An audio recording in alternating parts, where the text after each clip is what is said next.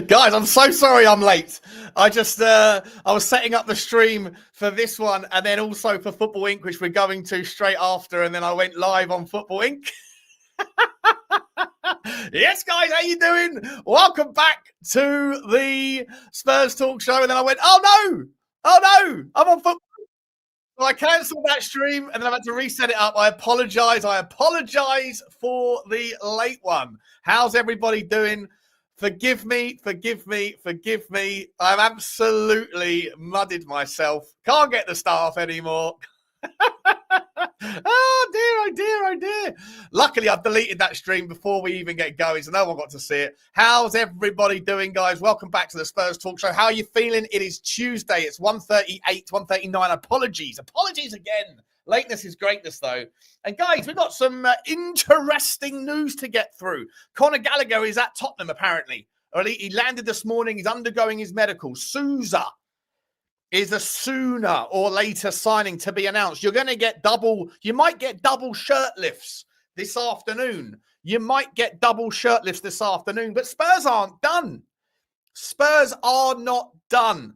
The rumours are out today. The rumours are out that Tottenham are looking for more. More? Please, sir, can I have some more? Listen, just when you thought the transfer window was dead and buried, ladies and gentlemen, you don't write off a January transfer window.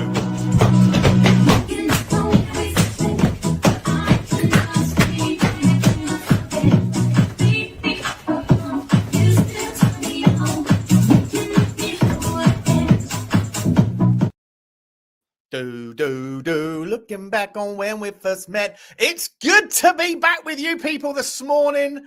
I hope everybody can do me some favors, guys. Smash the like button. Smash the like button for me. Hit the subscribe if you haven't already. We're on the march to 41k, but really we're on the march to 50k. It's the next big number, and I can't believe we might, at some point in 2026, you never know, you might get there. And then what happens? Well, then we move the next number. You know why? Because we always want more in life. Just like transfers, just like points on the board, just like money in your pocket, just like subscribers on your channel. We all want more. And that's hopefully what Tottenham are going to deliver. So smash the granny out of the like button, guys. Hit the subscribe if you don't mind. Where is my wig?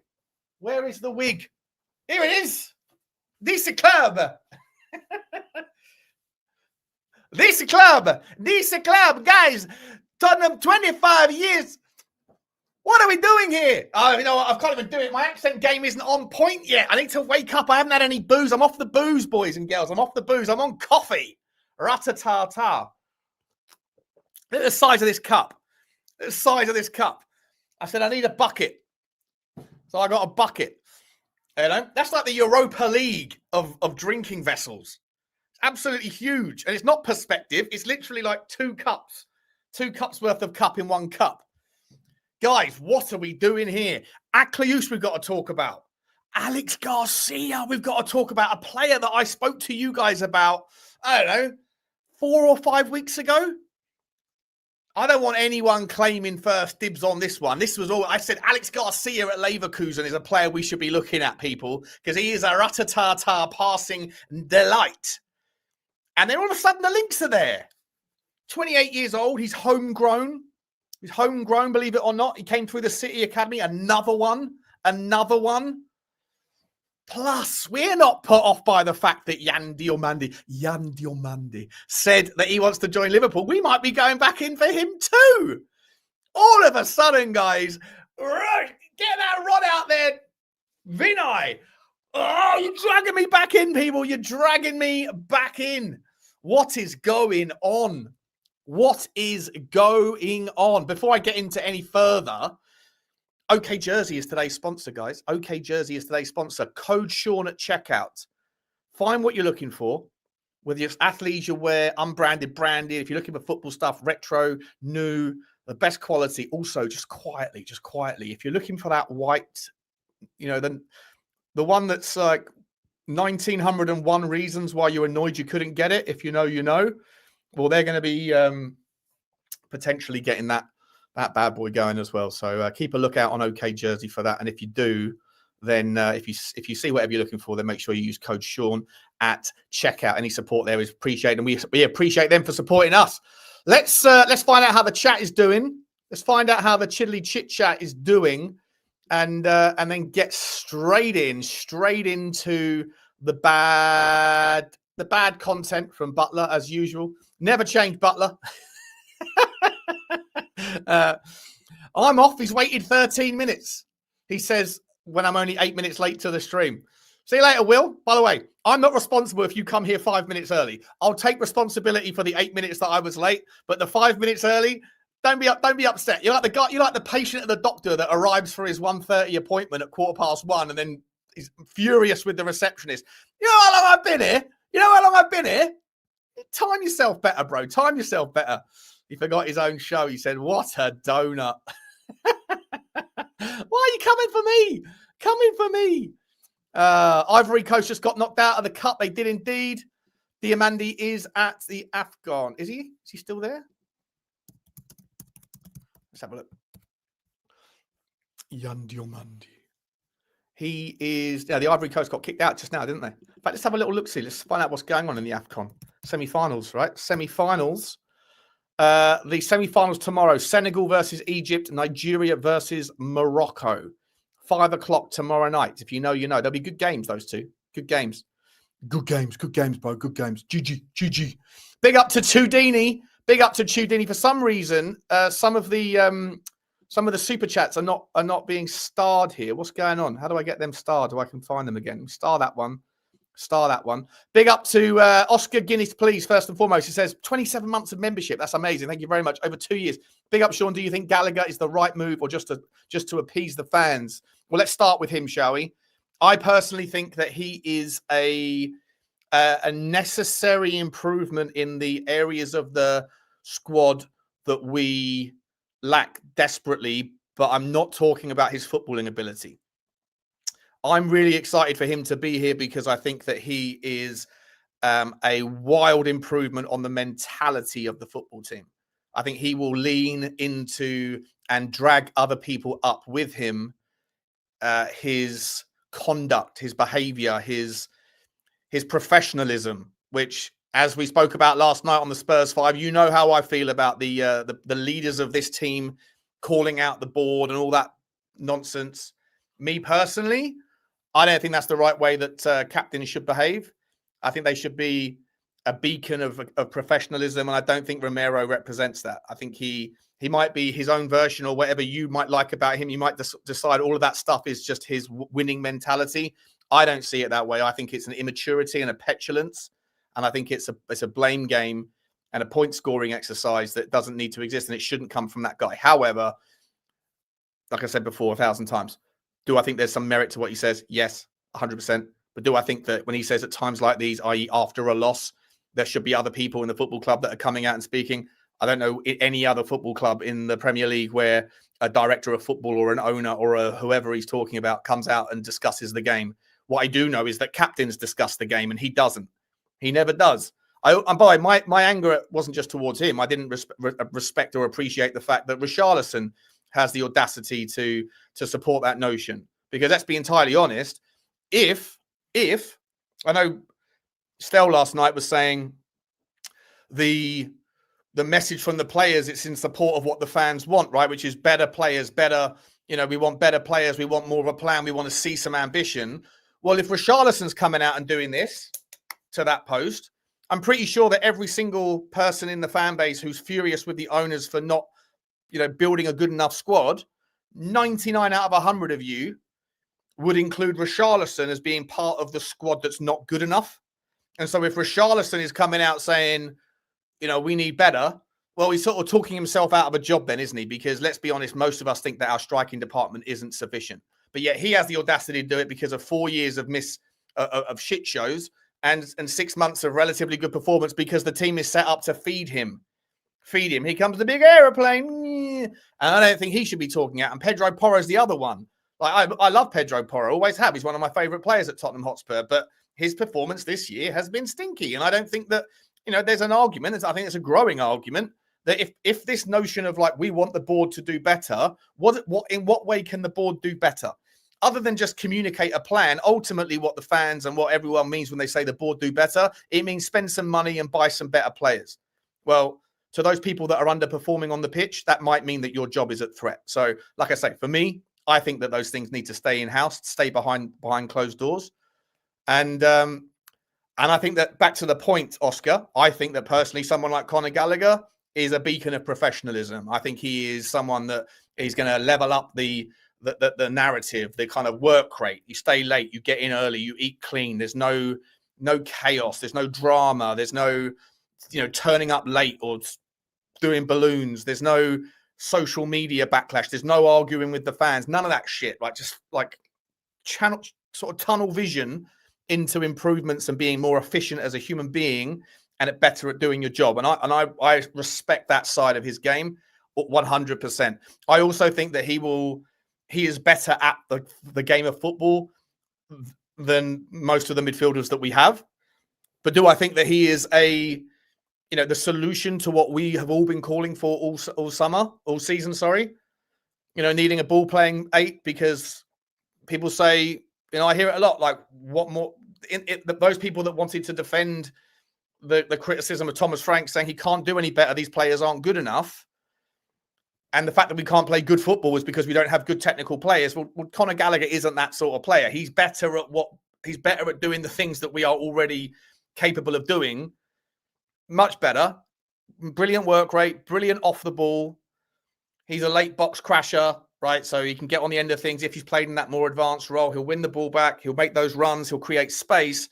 But for those things to work, for the space creation to lean into someone else, then making use of that, you need to have better people on. I think Xavi Simons will be a massive beneficiary of having Conor Gallagher behind him. 100%. 100%. Xavi Simons is a very, very good player.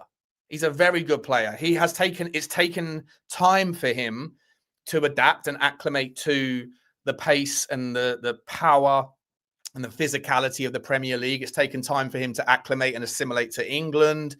I think there's a guy that we know, Johnny and I know, who is often around the training club, the training ground, and he sort of gives us some insights about things that aren't otherwise known. And one of those things was that Xavi Simons, it was only around, I think, mid-December, that he finally moved into his home and his family came over. And we started to see now a slightly better version of him at the same time as we're starting to see better performances in terms of on the ball stuff on the pitch. So I think Conor Gallagher will be really useful in being able to do all of the things that Polinia can do, but also some of the things that Polinia can't do. I think that's really great. But I still don't think that we have that kind of key, that kind of, I don't know what you want to call it, the conductor, if you like, the conductor of football in the middle of the park. Definitely think we need someone like an Angelo Stiller, like a Locatelli, like a Ruben Neves, or someone like an Aliex Garcia, who's maybe just a little bit of he's not at the very highest level. But I'll show you Aliex Garcia's stats, and if you haven't seen them at Leverkusen, go and have a look at his highlight reel, or if you have the Y Scout, go and check out his everything reel. Go into the departments of his game, like his close controls. Go into the game where his switches, for example, his long kicks or long passes into the channels. They get where they want to go. They get where they're supposed to go more often than they don't, to a higher degree. He's got a weight of pass that is really, really sort of delicious. I'm trying to think of the right word, the right adjective. I think sometimes at Tottenham we get ourselves into decent positions, and then we see a constant overhit pass, an underhit pass, a pass that's just, that makes the receiver have to check back or to sprint. There's a lot of like micro moments in games. And but this is not some sort of defense mechanism of the style of football that we're playing, because it hasn't been good enough, nor has it been with the right kind of purpose and the right presence of mind to do more with it. But when we have broken in transition, I can remember countless times I've seen Xavi Simons, unfortunately, in his early days, just underhit or overhit the kind of like the pass. I've seen Jedley King give the ball away so many times just by driving with the ball, and then when it's time to release, it's like the last bit Like they do all the hard work, and then the last bit where you just need like a feather pass to the right, and they kind of overhit it by 2 yards, or they hit it behind the player, and it makes them check their run. Those sorts of things can essentially dry up most of your opportunities, because that you need the receiver to be able to take the ball at pace and carry on the momentum of the run. And if they don't do that, they have to check. Then it gives that time for the opposition to get back and reset, which I think you're seeing more and more and more of. This kind of this profile shift in football to bigger, stronger, faster, in no small part is because of the need for players to get back as fast as they can, to reset and organize quickly, so that the transition isn't able to be fulfilled. And if you noticed against Villa in the second half, when Palhinha was winning all of those balls, when Villa were transitioning on us, and he would get back, chase back, and then come from behind and then do those unbelievable slide tackles, he would get up, either give it to someone next to him, like Bentancur, I think at the time, or whoever it was before, after he got taken off. And then it would just get fed to Xavi, and then Xavi has that space to move into, right? And a lot of those kind of opportunities that we had were presented in that transitional period. But the reason why it worked was because those off-lays were into Xavi, who then got the ball and drove, and there was no need to slow it down. In normal transition, you have to keep that momentum going, and the final simple pass. I'm not saying like the difficult passes where you've got to thread it through the eye of a needle. Just a simple off-lay to the guy who's charging up next to you. If you just hit it slightly behind him or slightly in front of him, it just means the whole move breaks down before it's got going, and then the other team can get back, because they're full of players that have that kind of bigger, stronger, faster, right? They're organized, disciplined. They know what to do when the ball is over here. They get back to a bank of 5, a bank of 4, and a bank of 1, or whatever it looks like, and then you've got to break down the Chinese wall, right? And it's or the Great Wall of China, rather. Chinese wall is a financial term. Sorry, mismatch of words there, and that then becomes a whole nother thing, which we aren't good at either. So I think that Conor Gallagher, so this is a long-winded 15-minute answer to your question there, but I think Conor Gallagher is the right move for things like doing what Palhinha can do and getting that ball and then transitioning it. I also think he can be a late box crasher. We can whip the ball maybe back to the back of the D now, more so than we would have been able to before. We haven't had someone that can do that stuff. And I'm really excited to see what he can bring to the team in terms of an elevation of character. I genuinely do think that when we move across that white line, a lot of the time we're looking for instructions still from people that don't have the ability to influence the game, because the instruction is you do this in this situation, you do that in that situation. We saw it with the corner kick, the 70th minute against Aston Villa. We're trying to chase the game. We're 2-1. We're 2-1 down. And do you know what? I actually forgot. Coffee has a similar sort of rat-a-ta-ta, doesn't it? It doesn't give you the buzz, but it gives you a little bit of a chirpy tongue. So they put 3 men up on the halfway line, and then we have to react to that. And then there's 45 meters gap between like the furthest forward players and the furthest back players, because everybody else is in the 6-yard box. So we're reacting to them when we're 2-1 down in a knockout game. What we need to do in that situation is either sacrifice one of those guys, one of the three, and say, you know what, we're going to throw caution to the wind here because we need the goal. Well, it's irrelevant. Obviously, if you get broken on and you go down 3-1, it's kind of game over. So it was clever from Unai Emery to instruct them to do that. But we have to throw a bit of caution to the wind anyway. And we brought nobody to the back of the D, but there was literally 45 meters of space. So if one person just goes and sits on the edge of the D, that makes Villa react. It brings another person out. It changes things up. But instead, we did that. We reacted to them, and then we did the same set piece routine, hitting it. The corner kick to the back post. Ben Davies, I think it was, tried to win it, missed it, and the move was the opportunity was gone. But I just think that we don't have enough people on the pitch that go, hang about, guys. There's a chance here to do something different. Let's make them think rather than making us think.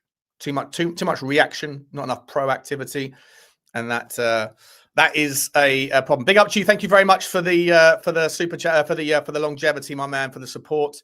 Logan THFC has come in with a choo-choo super stick, and the choo-choo train has. Big up to you, Logan. We're going to get into the transfer news, views, and clues in just a moment, guys. Let me just quickly make sure I've said hello to everyone. Logan's done there. Big up to you, Logan. Big up to Oscar. Dean Lord, Chew Deanie's in the house as well. Big up to you, mate. Chew to you, Dean. I hope you're okay, my man. Thank you very, very much. Yeah, wrong stream, wrong stream. Absolute donut, flip-flopping between channels. So muddy. I put the donut costume on, I think. You know what? You got to own it sometimes. You have to own it. Let's wear the donut. That's how I feel right now. Oh, it's just the right way around. Something's going on. There we go. Listen, I don't mind owning it. What are we doing here? What are we doing here? Who's the next one? We got Rob Brown, who says, "Afternoon, Sean. Where's the protest meeting on Saturday?" Outside the 8 bar. So basically, south stand of the stadium. Outside, right on the corner, there's the beer name pub, the Beavertown pub. And then next door to that is the 8 bar. It's on that corner. I think everyone's meeting. Be good to meet everybody. I think it's going to be kind of a good day. A good day. Big up to you. Thank you very much for the super chat. I just want to make sure that I've got, because some of them weren't being registered. Let me just make sure I've got them all registered. Then I'm going to come and say hello. Lee Enigma, member for 3. Big up to you, Lee. How you doing, mate? He says, Spurs. Lee, can you please message me, mate, on Twitter or something? Can you find a way to DM me, mate? I'd like to get your number. So I'd like to. I always appreciated your content when you were on Tottenham away. I'd like to be able to bring you on as a guest or put you in the WhatsApp group or whatever. Let me know if you fancy it. Find a way to message me on Instagram, whatever. Spurs fans seem to highly rate Hayden Hackney. What's your take on him, Butler? I don't think I want him. I think he's a good player. But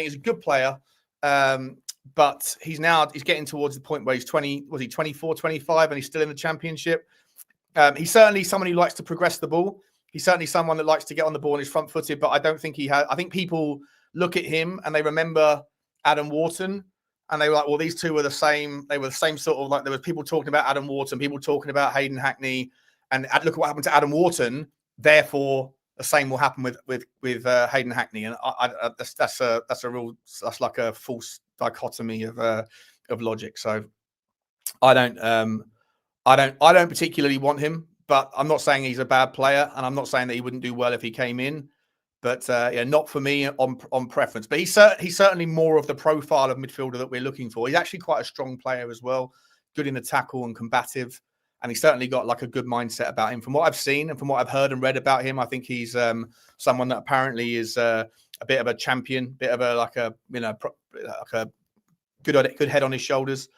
But yeah, for me, I just don't think he's of the quality that's moving as a needle mover for Tottenham Hotspur personally.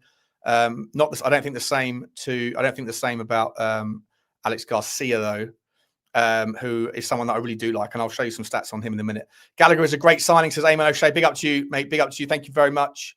Yeah, listen, I think it's a great signing, but I don't think it fulfills us. I think that we are.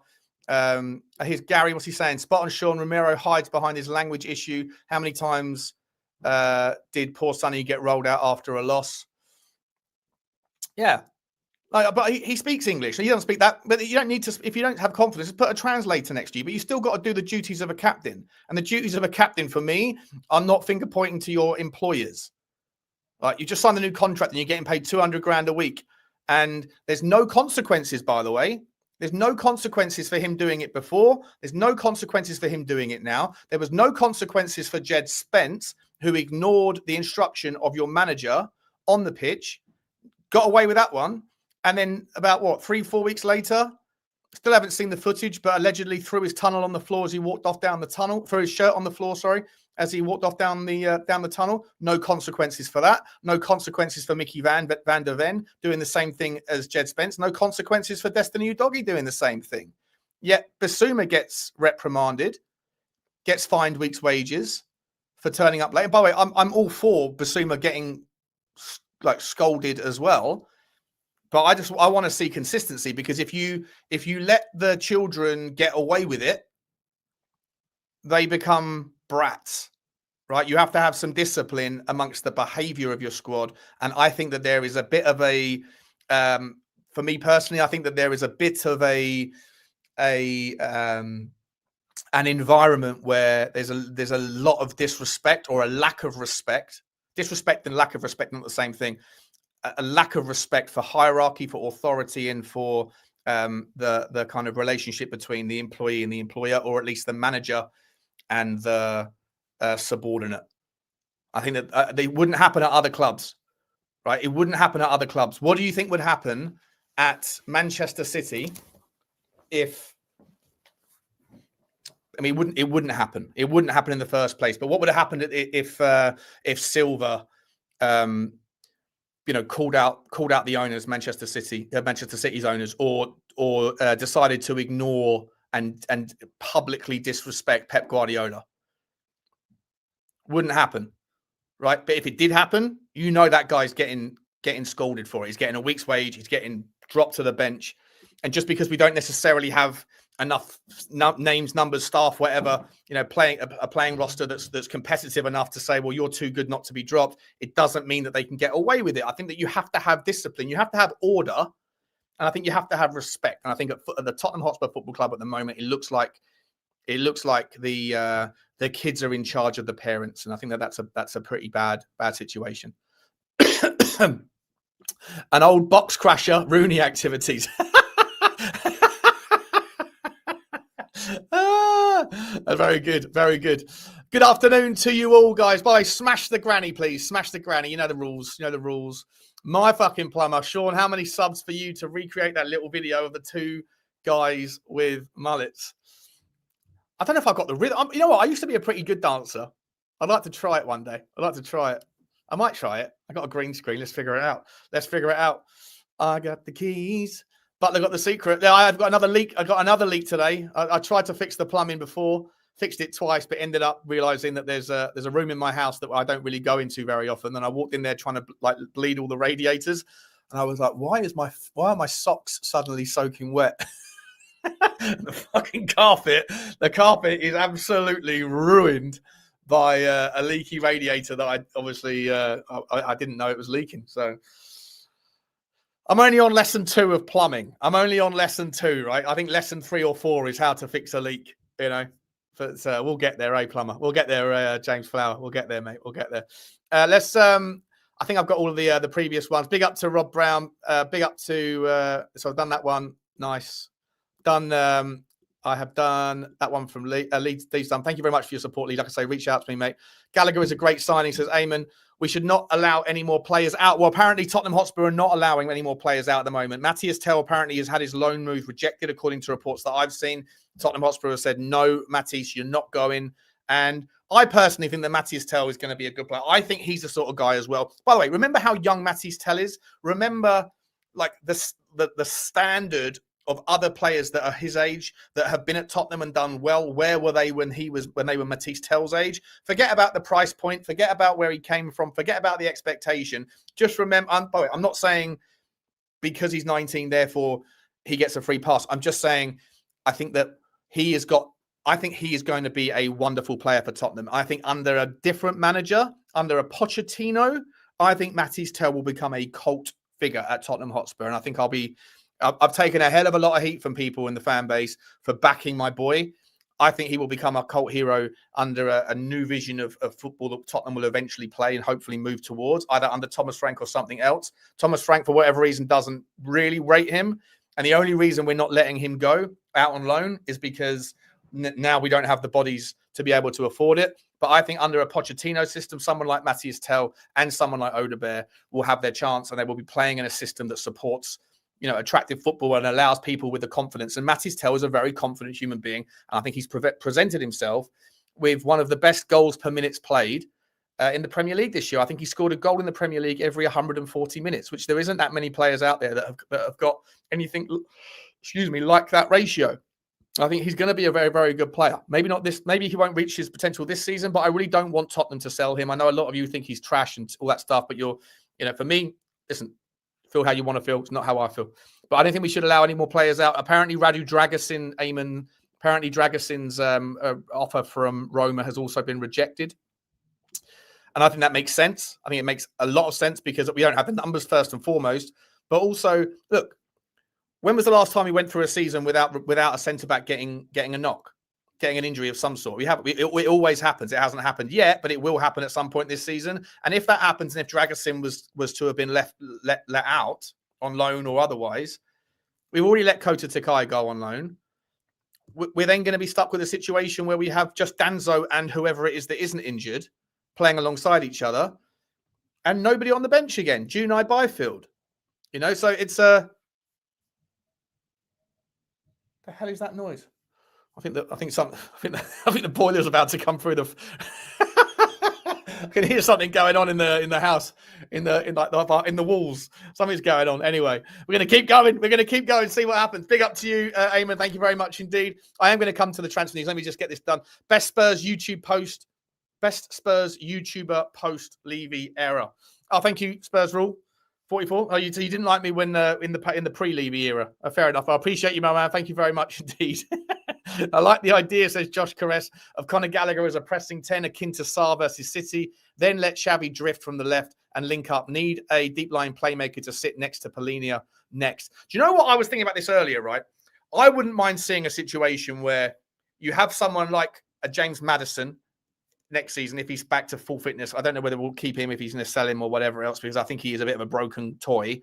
Or a Xavi Simons that has almost like a free roll where he could just walk up and down that middle channel and pick the ball up deep and control it from deep. And then you have someone like Conor Gallagher and a Polinia, or Conor Gallagher and somebody else in front of them that almost sort of secures him and protects him, shields him, and that can ping balls into the channels, but they can also have the license to get forward, sort of like what James Maddison did last season at times, but with the additional support of having wingers that are touchline wingers that can go at players. And I think that in that environment, I think that Xavi Simons' passing ability will thrive. Xavi Simons, though, from what I've seen, is more of a touch type sort of 10. He wants it's more intricate stuff and a driver of the play. I think James Maddison is someone that's more capable of being able to release the kind of Kraken, if you like, by spinning it wide into the channels. He was better at that than what I have seen so far from Xavi Simons.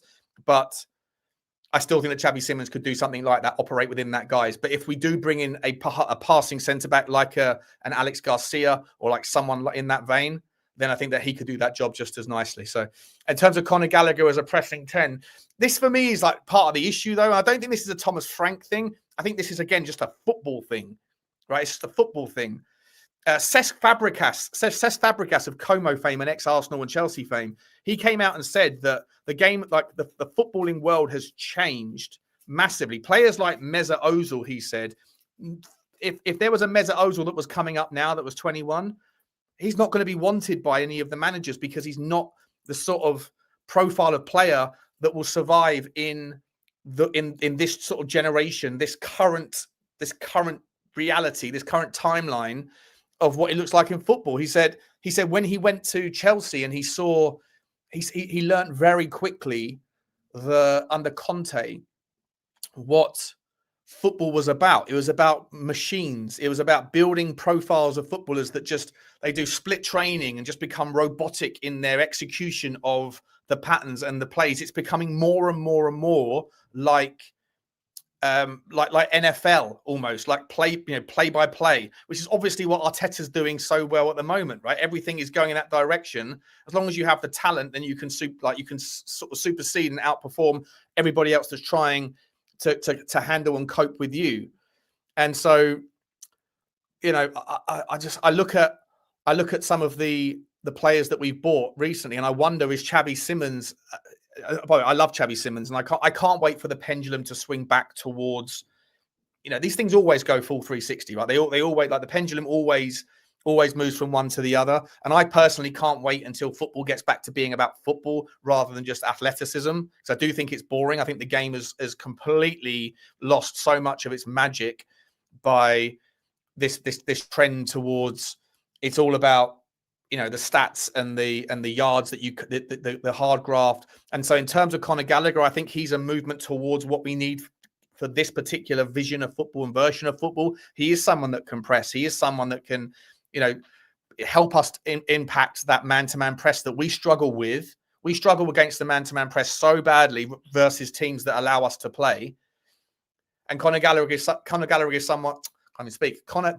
someone that, should Tottenham want to employ that sort of tactic that we don't really currently do, if you want to employ that from the 10, then we can do it probably better than Pape Sarr, But it's boring football, and that's the thing. Like, Tottenham fans, what they want to see is just the antithesis of how football has moved and how Thomas Frank has to compete with.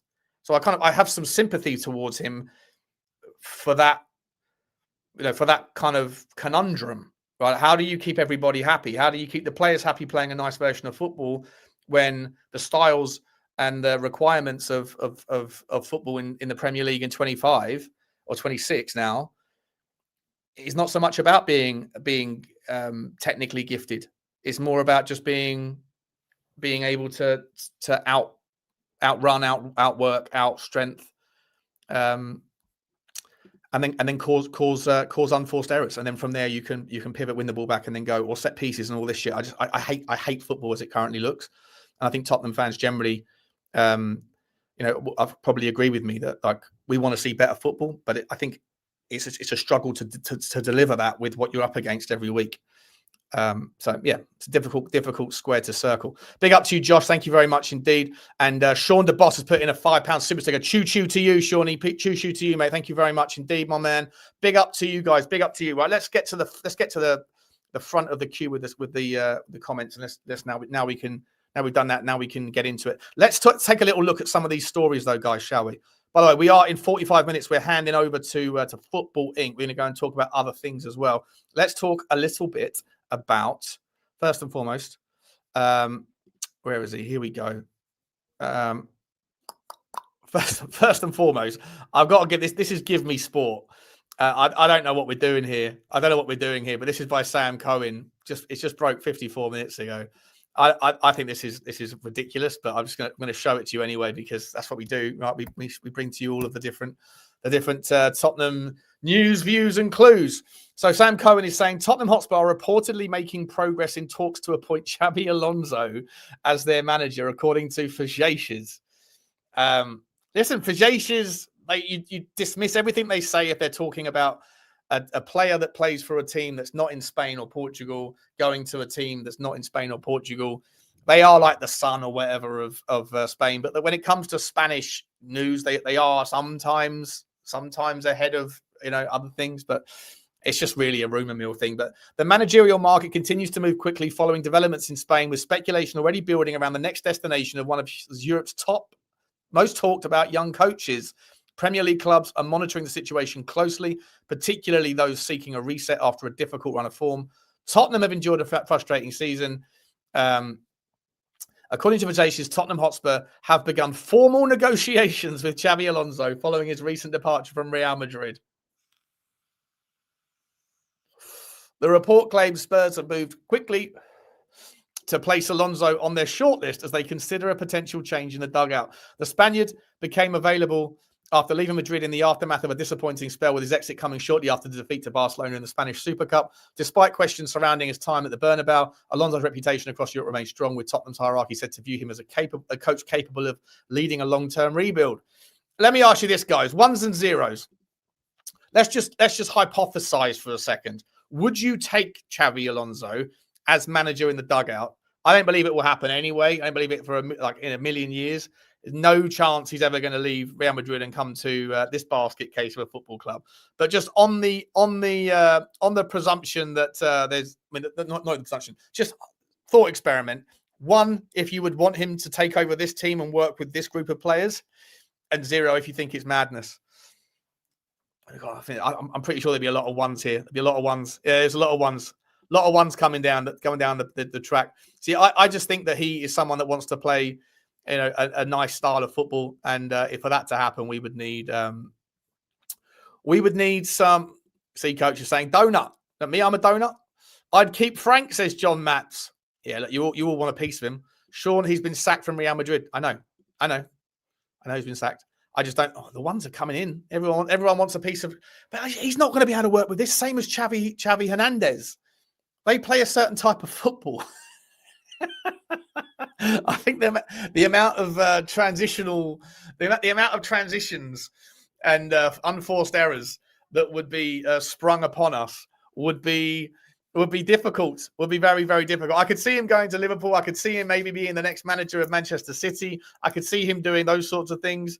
But I can't really see him taking over and trying to get Pape Sarr to play tiki-taka. Unbelievable. But listen, Content's got a content, right? Content has to content. Let's take a look at this Aliex Garcia, right? Let me get his stats up for you. So like I say, I spoke to you guys about this guy. Must have been a couple of months ago, and I said we were looking for ball playing centre backs. It was on a show. Can I share this tab instead? Yes, I can. Look at the green bars of this bad boy. Absolute. First and foremost, right? So he's just comparing him to all midfielders. He is 28 years old, I think. Is he 28? Let's have a look. Yeah, 28 years old, nearly 29. But in terms of stats that we're looking for here, let me just for the clip later. Here we go.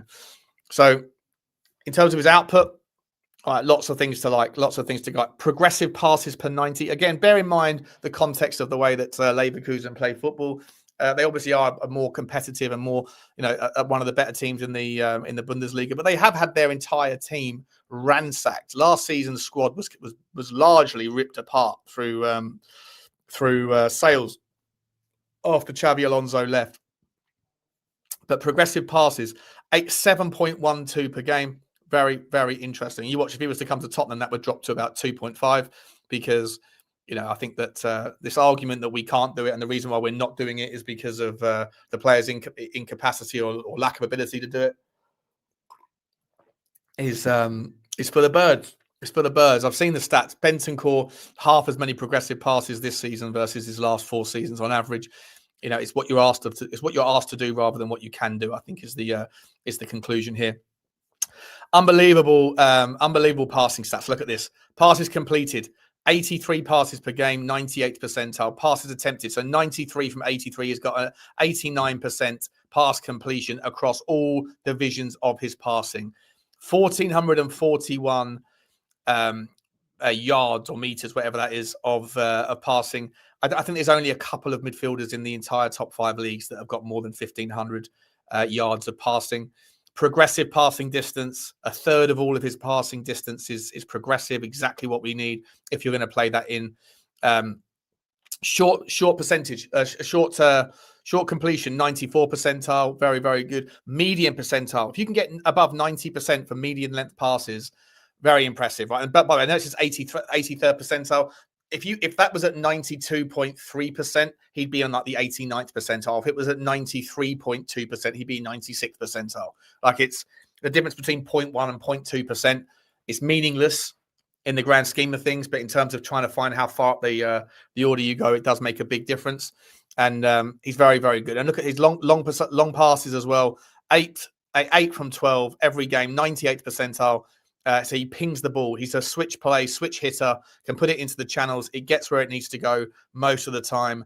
Mathys Tel, I think this guy would be fantastic. Passes into the final third, 9.5 passes into the final third every single game. As I've already said, 7 passes separate to pass in the final third. Progressive. Love to see it. Mathys Tel. Switches, as I say. We need a switch hitter. How long have I been talking to you guys about a switch hitter? Someone that can get the ball, can look up with his peripheral vision and find the guy into the corner, into the channel. If everyone's moving this way, and the likelihood is, the trend is everyone's kind of sort of shuffling across, expecting the ball to get out there, and then you just put your foot on it, look up and ping it the other way, and it gets to where it goes. That is how you have the dual threat. That is how, if you then have it going to players like a Kudus on the right wing, and like, I don't know, a Diomande, who we'll talk about in a minute. I don't think that's going to happen, but we'll run the hypothesis here. We'll run the thought experiment. You put him on the left-hand side, and those guys are terrifying. Guess what happens? The fullbacks have to make a decision whether to handle that threat, that stress by themselves, or do they ask for help from a 6, from a double pivot, the left side or the right side of the double pivot, depending on which side we're approaching from, or do they ask for help from the centre-back? Either way, if they say, no, I've got this, you've got a player in Kudus, or you've got a player in maybe an Akliouche who we're going to bring in as well, who can take that guy on, get to the byline, put the ball into a Richalison, who one of his only good instincts, I know he's out injured for now, but I'm just talking about in the bigger picture, or a Solanke who can stick the ball in the back of the net. You've got the late box crashes of Conor Gallagher, who can get to the back of the D, who can be there for the second ball. And on the left-hand side, you've got obviously Diomande, who can do the same thing, get to the back post. But if they do ask for support, if those fullbacks do say, come on, I need help, I can't handle Kudus, I can't handle Diomande, I can't handle whoever by myself, Then what happens? There's space in the middle. There's space in the middle. And someone like Xavi Simons, you give him space, he will eventually come good. You give James Maddison in a returning full version of him space. You give someone like Udogie. These guys are competent and capable of shooting from an average shooting distance of 18, 19, 20 yards. And that's the value of having a switch hitter midfielder alongside players that can do the combative stuff, do the late runs, do the kind of hard work, the workhorse stuff. But you also have the wide guys that are the dual threat of take-ons that can cross the ball. And we have one or two of those that are developing. We have one that's injured right now, but he's good when he's got the space in Kudus. And if we can go and bring in one or two more players that can do that, then Tottenham then have all of the ingredients that you need if you can keep him fit. The problem is, though, is that you probably need two players that can do this sort of thing in the squad, because one of them is not, there's going to be injuries, right? And if you come to rely on someone like an Aliex Garcia, and then they're not necessarily fit all the time, then your entire build-up play, your entire methodology gets undone when they go out injured, and then you have to pivot to a plan B, which is just more frustrating and things. So I'm all for getting him in. I haven't finished looking at his stats, by the way. I'm all for getting. I love this guy. I think he's a really, really classy player.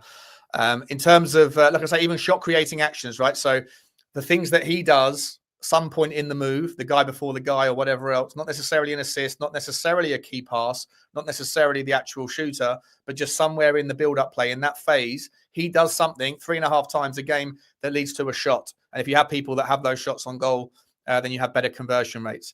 From a dead ball pass, right? Shot creating actions from a dead ball pass, he's 93rd percentile. Goal creating actions, every other game, he does something for Leverkusen that in that phase of play, he does something that leads to a goal, 94th percentile. And that's from a live pass as well. Live pass, right? So during the play, not necessarily just from corner kicks or free kicks or whatever else.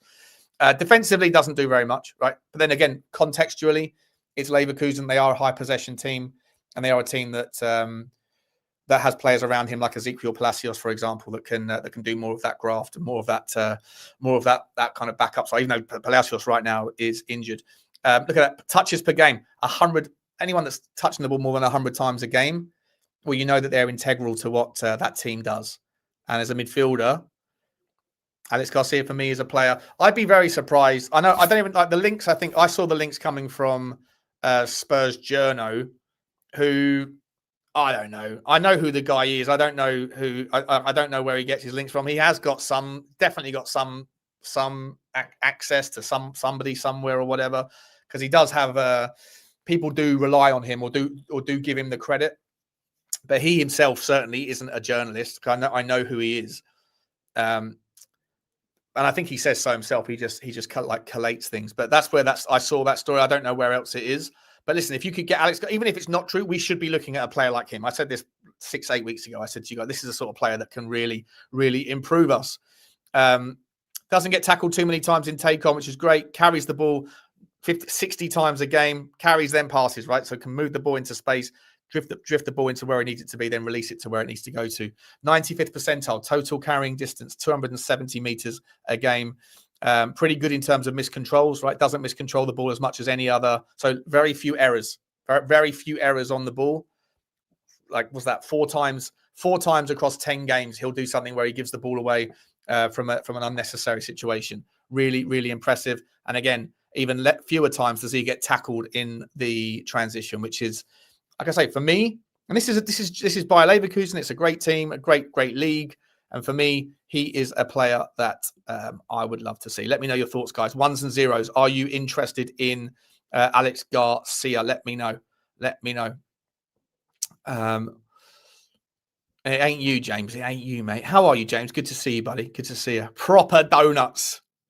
I put the donut hat back on. Let me know if you guys like a bit of Aliex Garcia. I've always rated him. I think he's a lovely player. I also like, by the way, the injured Ezequiel Palacios, who plays next to, I've mentioned to you guys Ezequiel Palacios for a couple of years. Different sort of profile, but an equally fantastic player. Never understand why Ezequiel Palacios doesn't get transfer rumours to the Premier League, because I think he would be a profile that would absolutely smash it in this system. Let's move to the next story, guys. Again, this is Give Me Sport. Give me a break. Let's have a look at this one around. Here we go. Diomande. What is this? Where is he? Where's the story? Here we go. Tottenham are ready to bid. Nixon.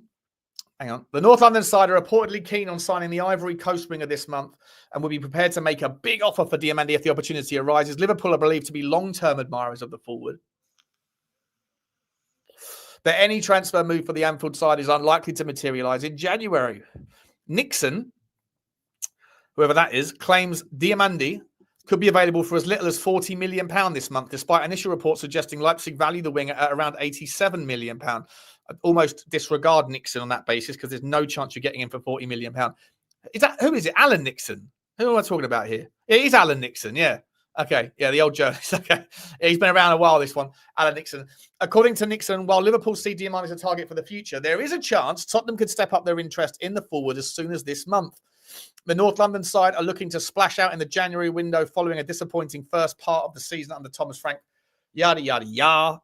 Diomande only joined Leipzig from Spanish side Legan before the season and has enjoyed an impressive first few months in the Bundesliga. The outrageous Ivorian winger has scored 6 goals and provided 3 assists in 14 league appearances, while also adding another 2 goal contributions in the German Cup. Tottenham brokered a deal with Leipzig in the summer transfer window when they signed Xavi Simons in a £51 million deal. Tottenham's reported interest in Diomande is hardly surprising, given how depleted Frank's attacking options have been due to injuries this season. Spurs have been without Dejan Kulusevski and have barely used Dominic Solanke this season. Before I come to this one, Tottenham, I'll do it now. Spurs have received an approach from League One side Paris FC for winger Mathys Tel, but want the forward to stay amid injuries to key players. According to Fabrizio Romano, the French forward is looking to leave Tottenham in search of regular playing time this month to boost his chances of making France's World Cup squad.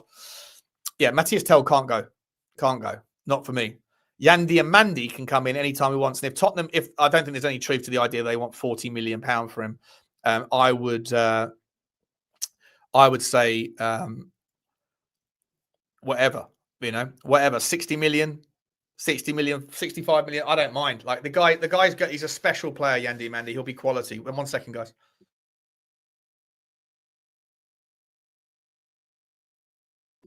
$55 million gets Diomande, says Alex Dennison.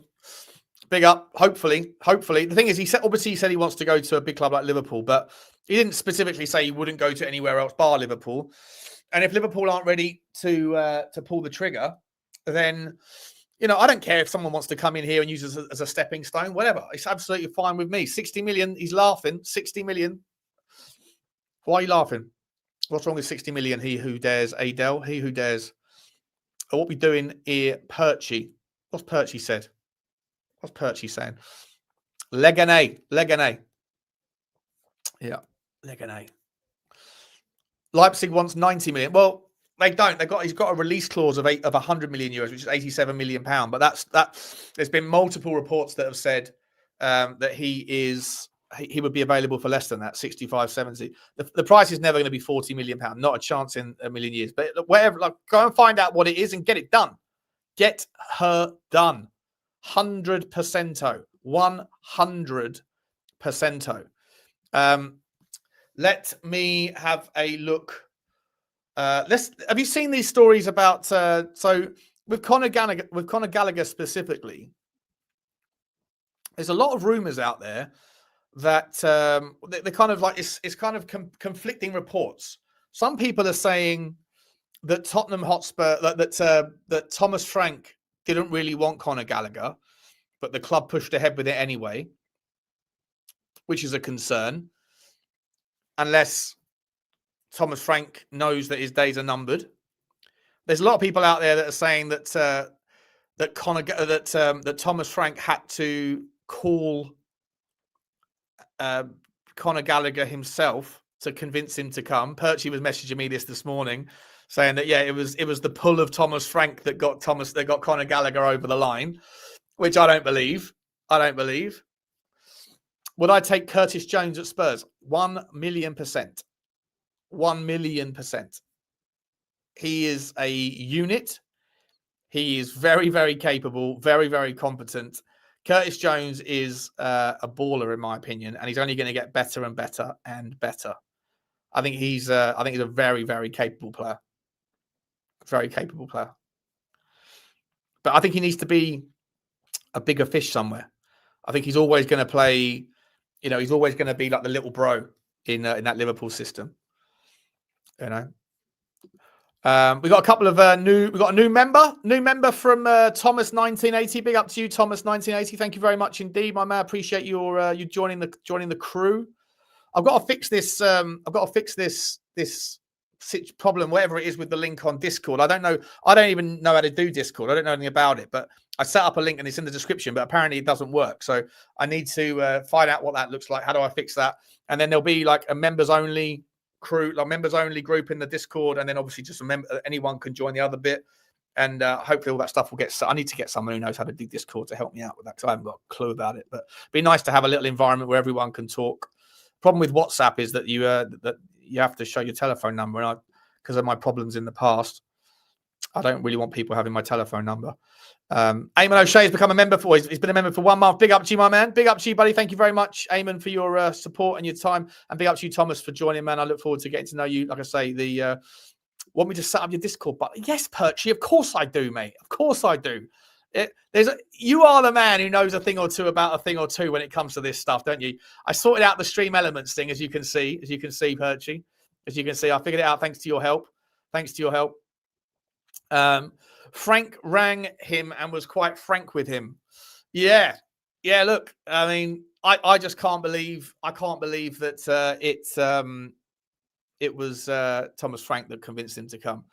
I believe that the club wanted him to come. I think that Ange Postecoglou spoke to him quite a few times, but apparently that's the other thing. The other rumours were that Daniel Levy wasn't keen on signing him when he turned us down in the summer. I don't know what to believe. I don't necessarily believe any of these things. I don't know. But the idea that Thomas Frank has got that pull, I don't think so. There's a lot of rumours that are saying that players in the Tottenham squad are pretty frustrated with the football style. I heard a rumour that Richarlison's really pissed off with the playing style. And I was talking to someone who told me that. And I had to say, like, I don't really get it. Like, no disrespect to Richie, right? But Richie's a beneficiary of this playing style. Richie is a beneficiary of the idea of us lumping the ball up to him or whipping the ball in. He's benefiting from the playing style, but if he's fed up with it and we went to play something more progressive, more attractive, that required intricate patterns of play, that required some link up, then let's be entirely honest, if we do that, Richarlison becomes a weak link in that system because he can't really hold the ball up. He's not very good at, in fact, I think he's toilet at controlling the ball in the first phase. And he certainly, his passing is usually horrendous. He has had a bit of form this season. But if we were to transition to a team that plays beautiful football, of the strikers that we have, fully fit, Solanke is the guy that you choose out of those two all day long and twice on Sunday. And in an ideal world, you wouldn't even probably use Solanke either. So he's complaining, allegedly, about a style of play that he's benefiting from, and that if he really wants the system to change to something that's more enjoyable for forwards to do, you're out of the team, Richie. So don't shoot yourself in the foot, my man. Just keep yourself to yourself. Be happy that you're scoring a few goals, and remember that we're feeding you. Here comes the big aeroplane. Anyway, big up to a user. Ronald Cooper has also put in a super. He's back again, Ronald. How you doing, my man? Still don't know which one of you is in the picture is you. Eamon O'Shea has gifted a Spurs Talk Show membership as well. Big up to you, my man. Thank you very much indeed. Someone was just asking, how do I become a member? South Stand Spurs. If you go to the YouTube channel, the Spurs Talk Show's YouTube channel homepage, it should have an option that says join or something. If you want to become a member, and then you can come on the fan phoning shows. We'll be doing a fan phoning show either tonight or tomorrow for sure. 100%. Need to get everyone back on and talk to everyone. Thank you very much for that, Eamon O'Shea. Whoever it was that received that membership, please do thank Eamon. Appreciate you, my man. Very, very cool. James is saying, I'll set up your Discord all yours for 500 quid. Nah, mate, I'd rather let it burn. Bro. You know it's bad when Richie disapproves, says Martin. Yeah, I think the guy doesn't know when he's on a good wicket. You know, I think he needs to realise that there's, listen, we try work better for Richie. He presses hard and works. But that to me, like he's on a good wicket under Thomas Frank. He's getting fed everything.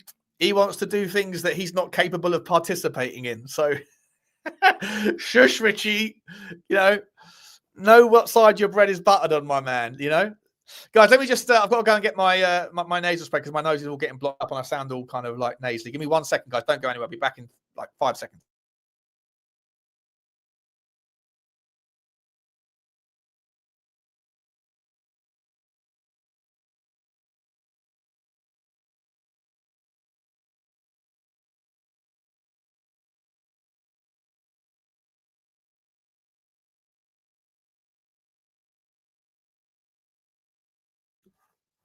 There we go. There we go. What are we doing here? He's not gone, is he? He's not gone. He's not gone. What was I going to say to you guys? So, other news. Akliouche. Tottenham are apparently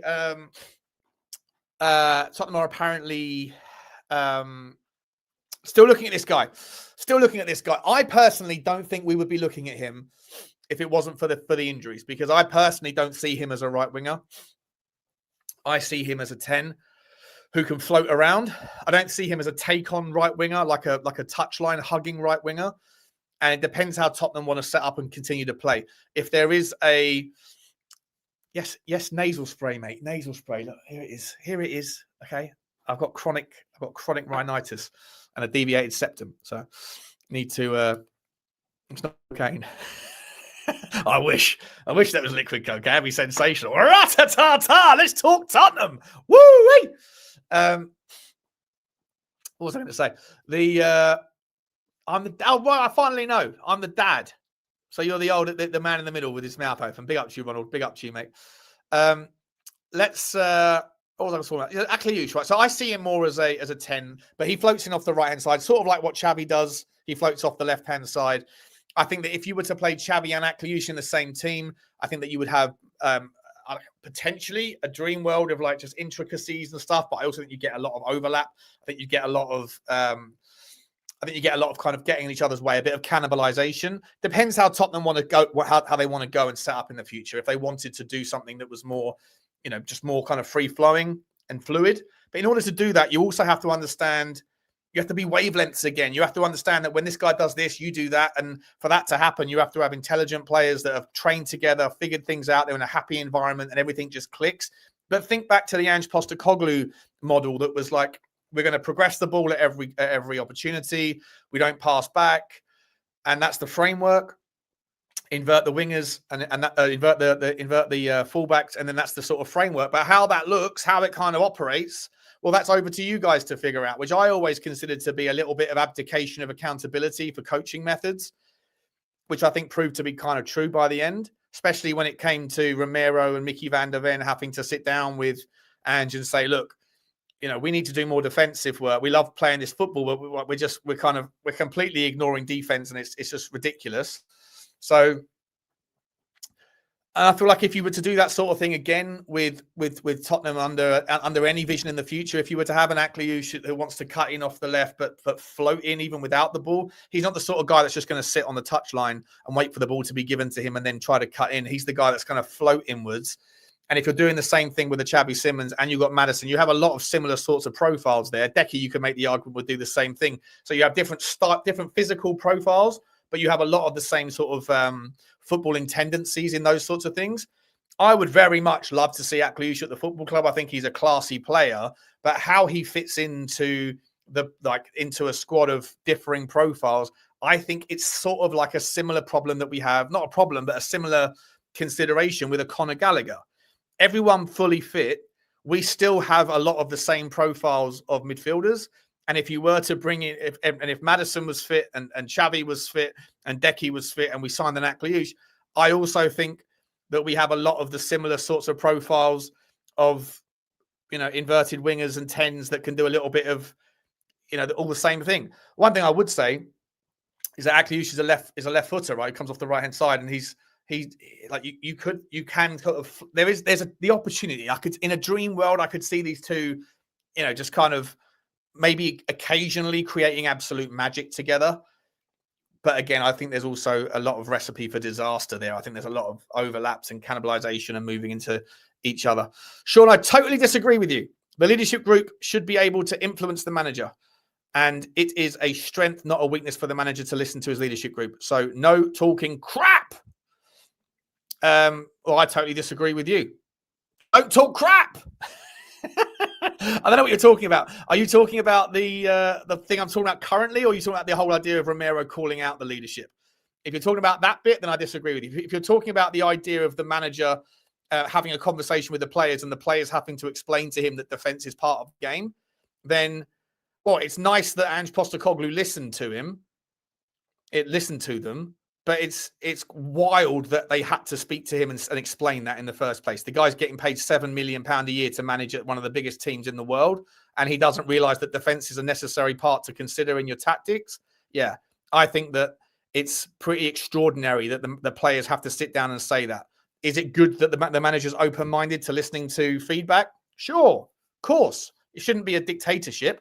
There should be some sort of feedback behind closed doors around where we see room for improvement, and it's good that he took it on board, but he shouldn't have had to have that conversation in the first place. That's my take on it, Rudolph. So I don't know if you disagree or agree with that, but either way, I don't think I'm talking crap. But it's okay if you think so, my man. I'm not sensitive. I'm not sensitive at all. A little bit I am. Only behind the earlobes, though. A French Brian Hill, then. Well, kind of. Well, he's not French. First of all, he's not French, James. He's Moroccan, but he is. Oh, and listen, Brian Hill was just too lightweight. I don't think Akliouche is too lightweight, but he certainly could do with getting in the gym as well, because this league will just beat you up if you're not physically strong.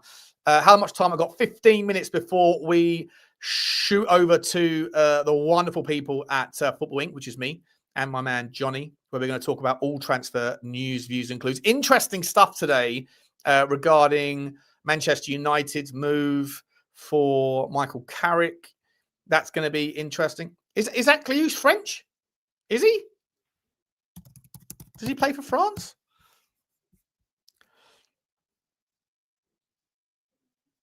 Algeria, sorry, is what I was talking about. No, he's Algerian. He's Algerian French. He does play. Does he play for? Yeah, he does play for the French national team. So when I said Morocco, I meant Algerian. He's definitely Algerian, but he plays for France, 100%. Yeah. He plays for France, but he's Algerian, 100%. He's been capped by France, yeah. Listen, just because you've been capped by someone don't mean that's where you're from. Go and look at the rugby teams from around the world. See how see how many Islanders and Fijians and Samoans are playing for certain teams. Yes, okay, all right, guys. Fucking hell, leave it alone. Am I getting cancelled? Guess I'm getting cancelled. And with that, oh no, it happened again. What did he just say? I guess it's time to say goodbye. We're getting cancelled today.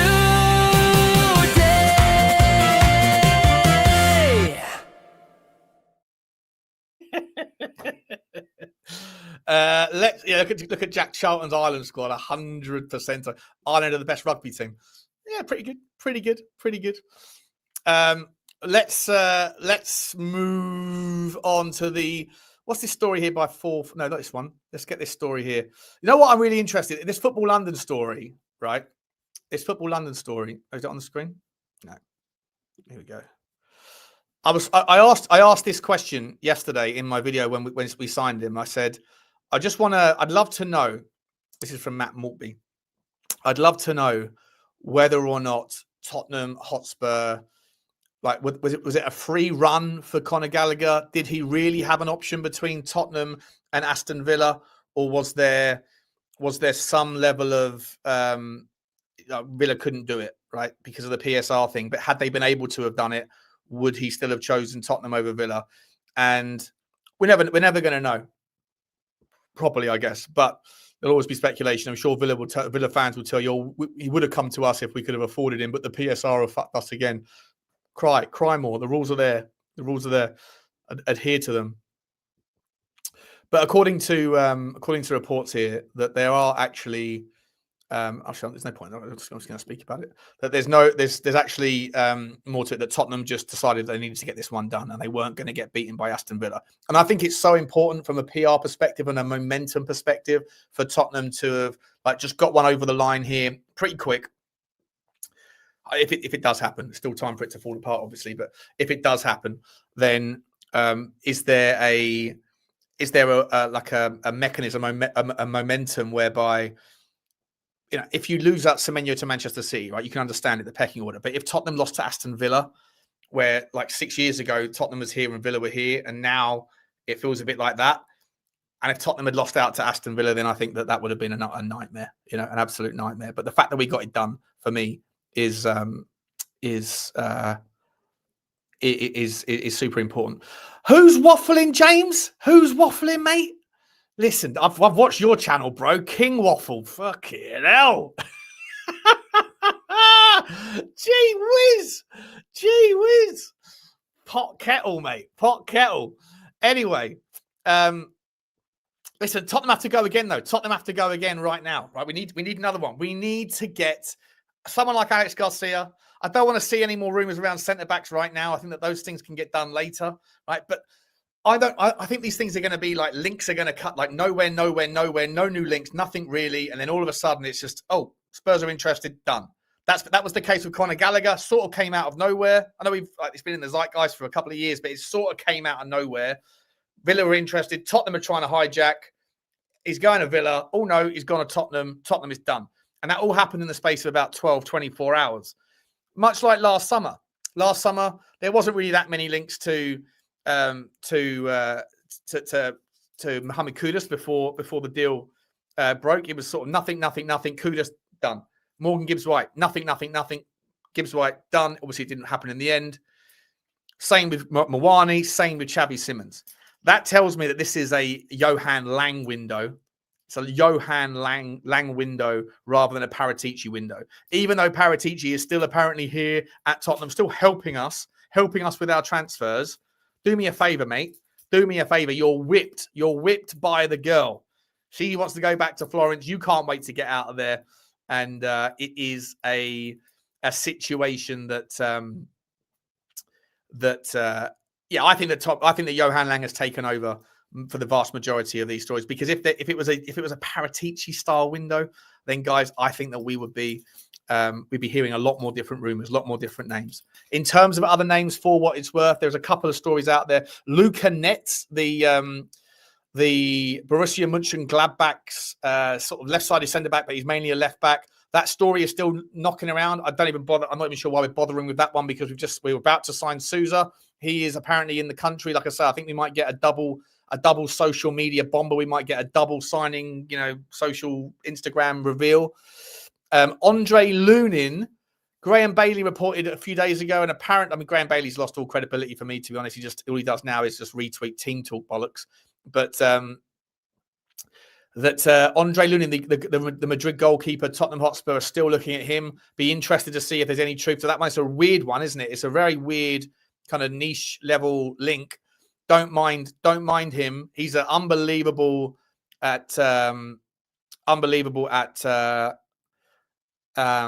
penalty saves, which is something we could do with a little bit more of.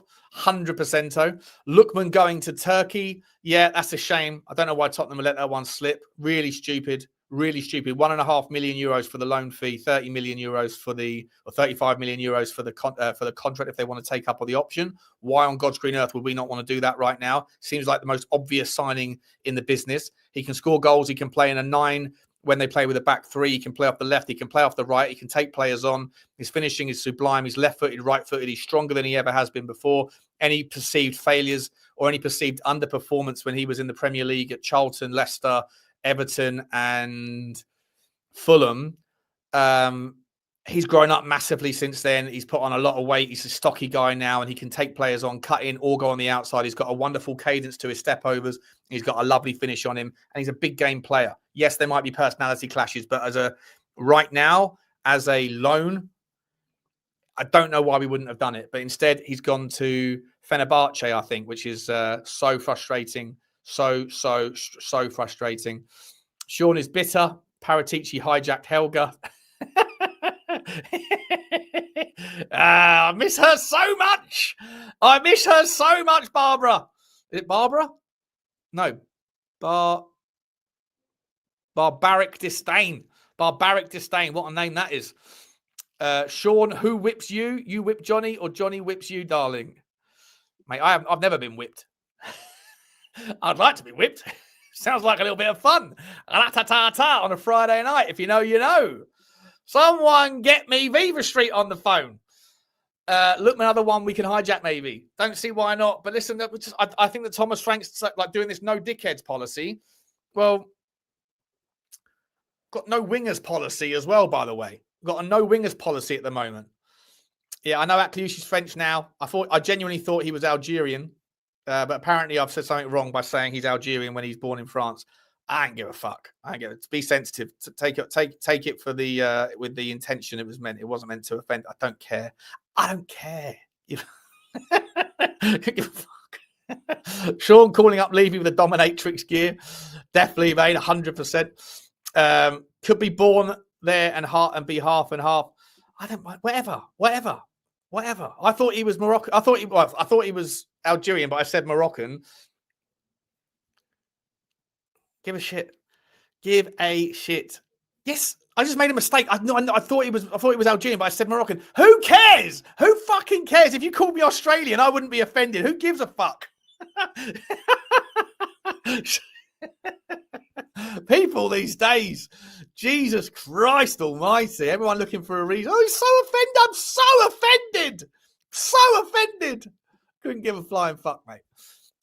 Let's move on. What else am I talking about? Lucas Paqueta, by the way. Lucas Paqueta. So sources close to the negotiation of the Paqueta deal, I'm seeing he's downing tools. Apparently, he's refusing to play against Tottenham because he wants a move. He wants a move to Flamengo, but there's rumours out saying that Tottenham are trying to get him. I don't know. I think he's going to go back to Brazil. I think he wants to go back to Brazil, which is fair enough. But he's forcing a move, not particularly nice. But this is what happens these days, isn't it? This is what these player power bollocks thing. I don't like it. I don't like it when Romero does it. I don't like it when Richalison and Pedro Porro get on board it. I don't like the disrespect that our players have shown to Thomas Frank. I don't like the lack of accountability or consequences that the manager and the leadership are showing towards the players. I think the balance is all out and the respect is all out, but it's not just at Tottenham. This happens everywhere. How many players did we see in the summer that down tools or that forced moves? You know, players like that donut at Newcastle, Alexander Isak, who's gone to Liverpool and it hasn't worked out thus far. You know, Lucas Paqueta is the next one. There's been loads in between that as well. Just quickly, Radu Dragusin's story, according to Corriere dello Sport, Radu Dragusin has reached an agreement on a contractual basis with AS Roma. I'm not being funny, right? But didn't we almost get in trouble for tapping up or whatever? If we haven't given permission for Radu Dragusin to talk to Roma, how is it that these things are happening? That manager needs to go. And I think Tottenham need to say to Radu Dragusin, you're not leaving. You're a part of this squad. You're going to play some minutes when you're fully fit and when you've earned your spot. Until then, you can STFU as well. And let's just move on. You know, I know he's injured now, but we injured him. Yes. No, I'm kidding. That's horrendous. But he hasn't exactly had a fantastic start to his career at Liverpool, has he? Has he? Red Rebellion, mate. Red Rebellion. I thought Sean was Nigerian. Only on a Saturday. No, well, actually, I am 8% Nigerian. Did I tell you this? I'm 8%. I did my brother did his DNA. He got the 23andMe or whatever it was, and apparently because we have, I guess, the same blood, we're both 8% Nigerian. Yeah, I know which 8%, if you know what I mean. We love to see it. Guys, we are out of here. I'm going to send you over. Stay where you are. We're going straight over to the Cancel Kings over at Football Inc. Me, myself, and the man Johnny H. And we are going. I'm genuinely 8% Nigerian. 8% Nigerian. 100%. Well, 8%. 8%. 8%. It's a true story. It's a true story. I'll show you the breakdown. So I can say what I want, you know. I can say what I want. I can do those accents because it's me, bro. It's me. I wouldn't say the M word though. No chance. Disgusting word. Anyway, guys, I'll leave it there and I'll speak. Oh, we got a super chat before we go. Looking at how Rodgers, Watkins, etc. have handled the step up there. Defo Championship players that could Defo handle it. What do you think of Hackney? I spoke about Hackney a minute ago. I like him. I rate him. I just don't think that I think that we could do better. I think we can do better. And I think he's been in the Championship quite a long time now. And I'm surprised someone hasn't gone in for him. I think some of the comparisons on the people that think certain things about Hackney, they think it because at the time that Adam Wharton was being mentioned of being a next big thing, so was Hayden Hackney, and Wharton's done his thing, so everyone assumes it will be the same. It won't necessarily. Good player. I like his mentality. Just I would rather go and get someone better. But listen, I wouldn't hate it if he comes in. I think he's a good player. Right, guys. Sean Olawasi and Gumbani. Right. Stay where you are. We'll see you over on Football Week in just a minute. Like, subscribe, and comment. Thanks, everybody. And I'll see you later on. Take care. Bye.